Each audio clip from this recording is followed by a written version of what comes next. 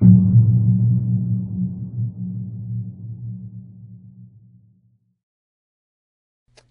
we discuss Star Wars The Last Jedi when it comes to Luke Skywalker. Welcome back everyone, this is Mike ZEROH here once again. If you guys are new here to the channel, do make sure to subscribe to see future Star Wars content. Thank you also very much for the kind support, it is greatly appreciated. Today we have a special guest here, Vaughn. He has been on the channel before. Say hello. Hey, how's it going everyone? Pretty good. Now, we're going to go in depth on Luke Skywalker in The Last Jedi. Yeah. Now, as we saw, in the trailer, at the very end, we always wondered, why does Luke Skywalker have this mindset when he says it's time for the Jedi to end? Yes. It left a lot of fans, wondering, where is this character going? Right. And what really led him to this state of mind? Yeah. And that, Yeah, and that did raise a lot of questions with a lot of fans. Same with me, and this is why we're making the video.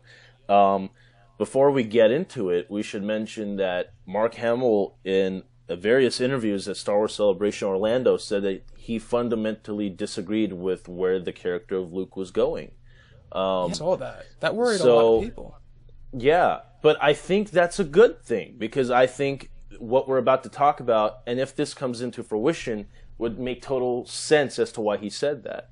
Right. So, my personal opinion, I believe that Luke, a lot of people online and a lot of theorists have said, Luke is done. Luke doesn't want to be the Jedi that he was brought up to be, trained to be. And I wholeheartedly believe that he doesn't believe in the ways of the prequel era Jedi anymore.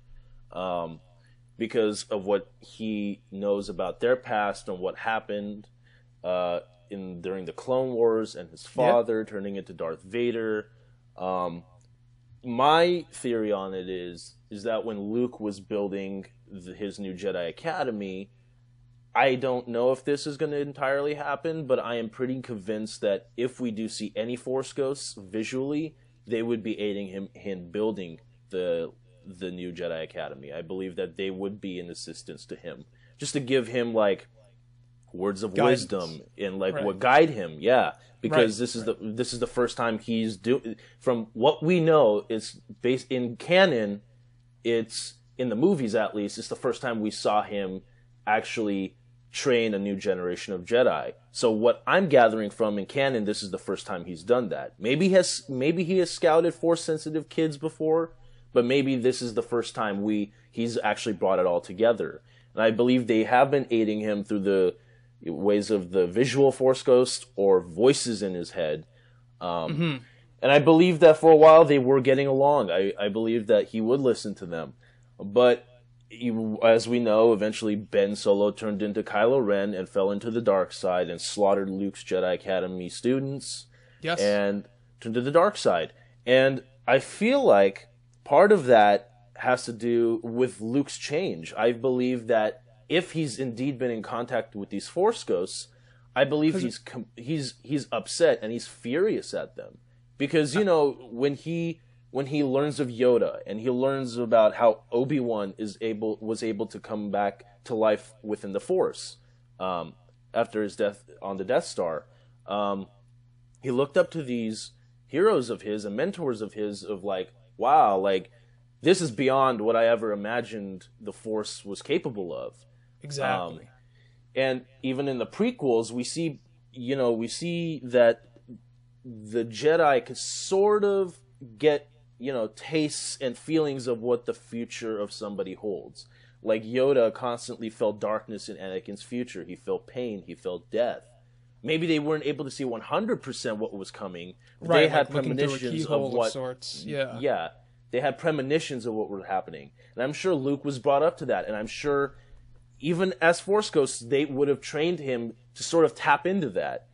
And once Ben turned to the dark side, he was probably furious at them, being like, A, you're not as all-powerful as you claimed to be, because if you knew or you could sense the premonitions of the future, you could have warned me about my nephew's turn to the dark side. Mm-hmm. You should have been able to feel something going to happen.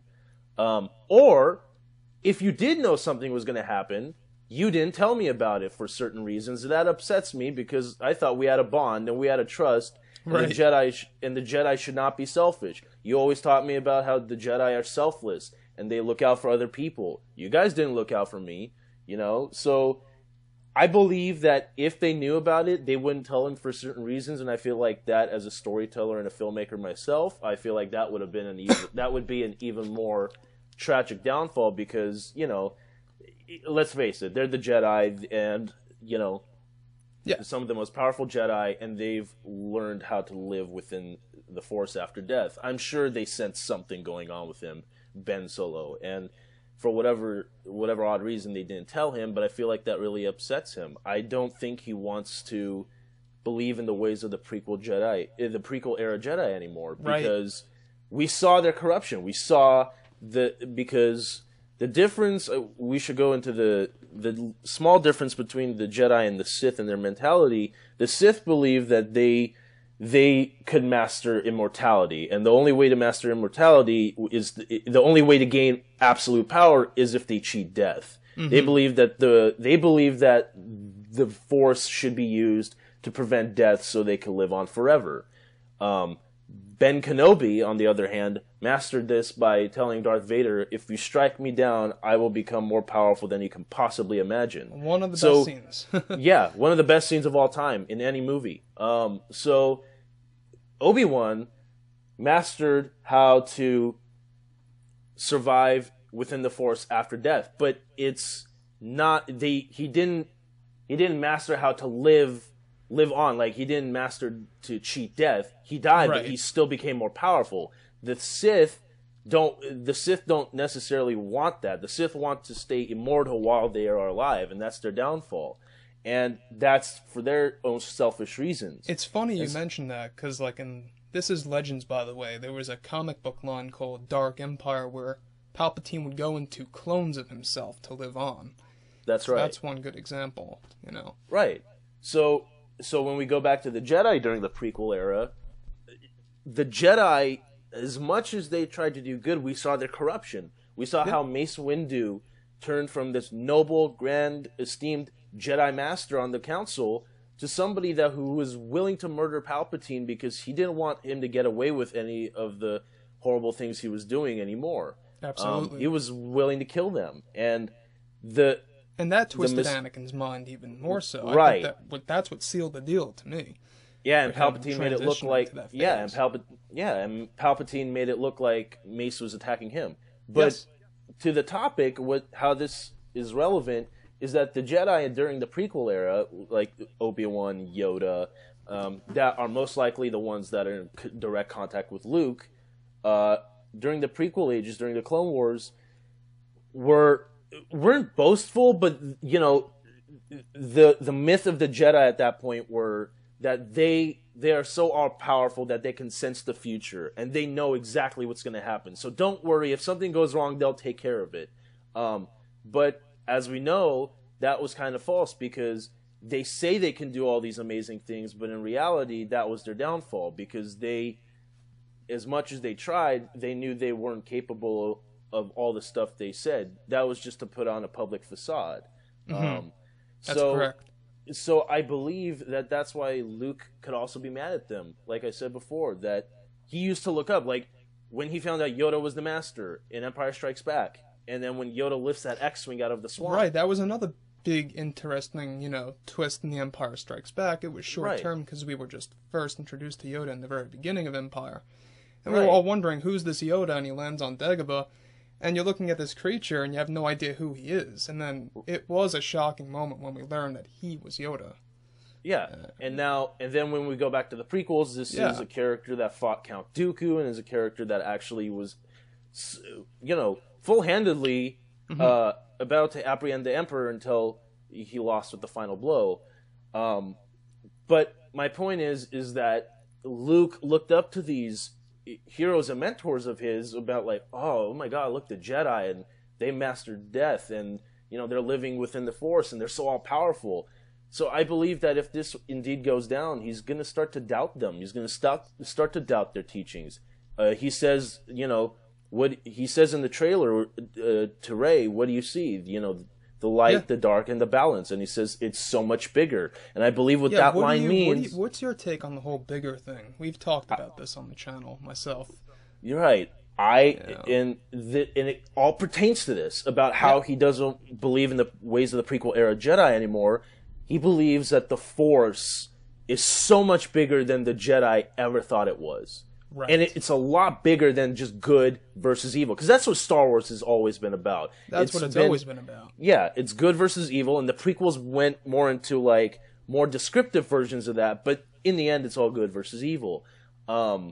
So I believe that Luke, with that line, sort of believes that you cannot just be all good to defeat the bad. You need a little bit of the dark side in you to conquer the bad. And that's why a lot of theories around, and you've talked about this, a lot of theories going around that he's a gray Jedi, because he believes that in order to destroy either side, you need a bit of both. You need to understand a bit of both.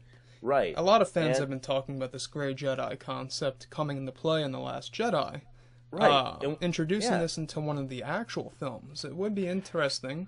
I know some people disagree about it, which is fine, but it really would be an interesting new take in the sequel trilogy. It really would. And I think that when you're looking at the poster between Kylo and Luke, it sort of suggests that Luke kind of has a little dark in him. I don't know, man. There's something about that face of his on that poster. And it's just... Yeah, and it's incredible. It's a beautiful poster. It's funny that you bring up how the fans disagree with the whole gray Jedi concept. And that's what I think Mark Hamill was saying when he disagrees about everything that Rian Johnson wrote about the character. I believe this is the road we're going down, because I believe that, you know, the reason Mark Hamill might disagree about the character, not that he hates what he was able to... No. Yeah. Not that... Guys, people we want to make that clear. Yeah, people blew that over the proportion on the internet, saying that Mark Hamill was just biting the hand that fed him and all that. No, that's all gibberish. You know, just because you don't think that a way a character's supposed to go doesn't mean that you're not open-minded. I've worked on, you know, shorts in film school. Well, I didn't agree that it was a good story, but then I did it because I had an open mind about it. So my point being is that I think it's just very interesting to see Luke on this side, and I believe that Mark Hamill didn't believe in the fundamentals of the character in The Last Jedi, because I don't think he believed that the man or the boy, the son that was able to redeem one of the most evil, sinister villains in the galaxy, Darth Vader, would not be powerful enough to withstand all the dark side that came. It comes after that, with his nephew, and then Snoke, and the remaining Sith that they had to hunt down. And it's funny because if I were Luke in that situation, I'd be over it. You know, because I'd be over it too. I'd be over it because everything I've worked hard at, you know, got destroyed. And you have to remember, people call it a slaughter. We don't know how big that school was. We don't know if Lorsan Tech, because I'm sure these questions will be answered in The Last Jedi they will. School. Because you have to answer that. Yeah, and we know that Lorsan Tekka was close with Luke Skywalker. So who's to say that Lorsan Tekka didn't spread the teachings of the Force elsewhere beyond the Jedi Academy? So we don't know if there were other Padawans, other places that would be learning of Luke's teachings. And when Kylo comes in and slaughters all those students, from what we've seen of the shots in the trailer, with the burning temple and all those bodies lying around, man. Yeah, like, which, by the way, that's definitely a flashback. Hundreds of bodies. Yeah. That's not just a slaughter. That looks like a Jedi Academy genocide. It actually looks like somebody came in and, you know, just slaughtered all of those kids, you know? It is a good question. Like, how many students did he have? Was it a small group? Was it a large group? Right. You know, you would think it was pretty large, given the time gap between Jedi and Force Awakens. You know? Yeah.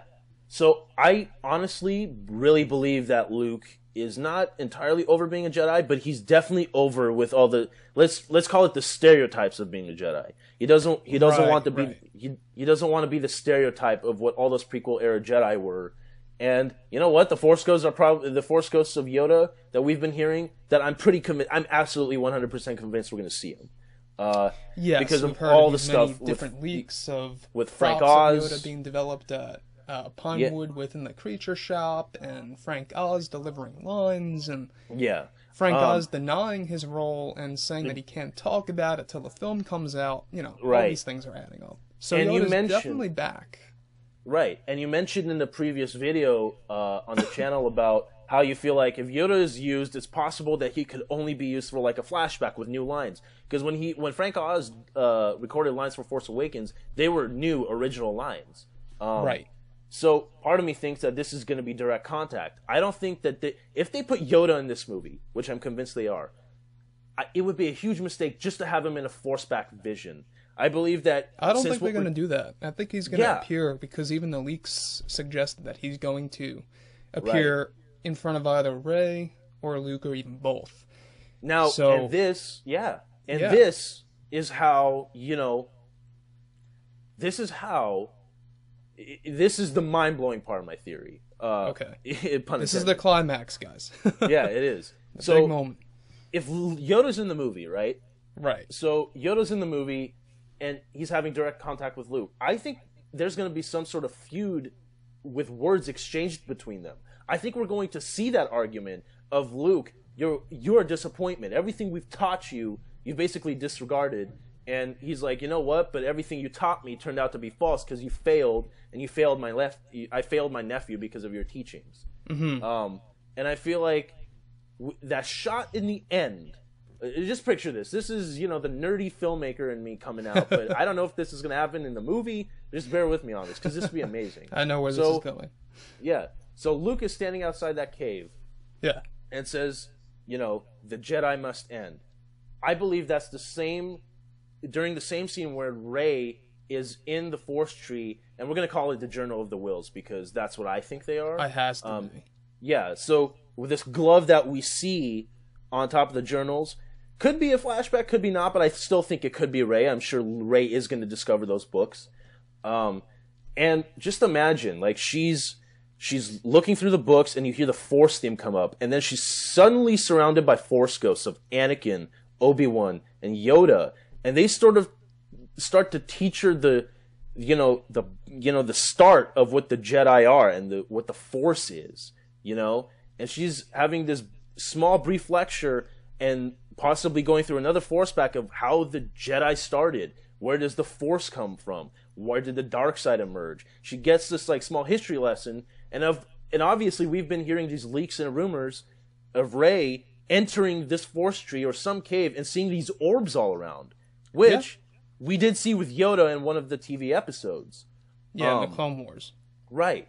So she has this brief. You know, I'm starting to get teary-eyed thinking about this, because it'd be so awesome. I could just hear the Force theme in the back, in the score in the background. So they're all talking to her to give this brief lecture about it. She's all like, "Oh my God, this is too much to take in, but it's so cool." They disappear. She walks out, and then that's when Luke says the Jedi must end. Like, you know what? Don't listen to them, because they failed me, and they're gonna fail you too. You gotta listen to what I gotta say now. You know. So you came to me. It's not your responsibility to listen to them. You came to me. You're going to listen to how I do things now. So, man, I mean, talk about deep cuts. That would be a shocking twist if you ask me. But then again, I don't think it's far behind. I don't think something like that is... You know what I'm saying? Yeah. Even Rian Johnson has defended the prequels. You know? Rian Johnson's defended the prequels, and he said those are basically really good kids movies about how fascists turn into bad guys. And he even said a preview tweet that I dug back and said there was something beautiful about the prequels. And there was somebody from set or somebody from post that tweeted online about if the prequels and Game of Thrones met, that's what The Last Jedi is going to look like. And my God, that's already got me pumped. Yeah. So that's all I got for you, Mike. But I hope that's intriguing enough. Oh, it's great stuff. I mean, you know, when we're looking at The Last Jedi, you know, like you said, when we're mixing Game of Thrones with Star Wars in a sense, it's funny you mention that, because this sequel trilogy is definitely heading down a medieval backdrop. Yeah, you got the Knights of Ren. Yeah, you got the Knights of Ren, the sword, crossguard, lightsaber, even Captain Phasma. She looks like a knight, you know. And Gwendolyn Christie from Game of Thrones. Oh, there you go. So, exactly. Yeah, guys, drop a comment below. Let me know what you think about this. And it's really intriguing stuff, I gotta say. We do know that Luke Skywalker is in a different place at this point in time in comparison to Return of the Jedi. So we want to hear your thoughts below in the comments, what you think about all of this. And if you guys did enjoy everything today, do make sure to drop a thumbs up on this video to support the channel. Thank you also very much for the kind support, and we'll catch you guys later.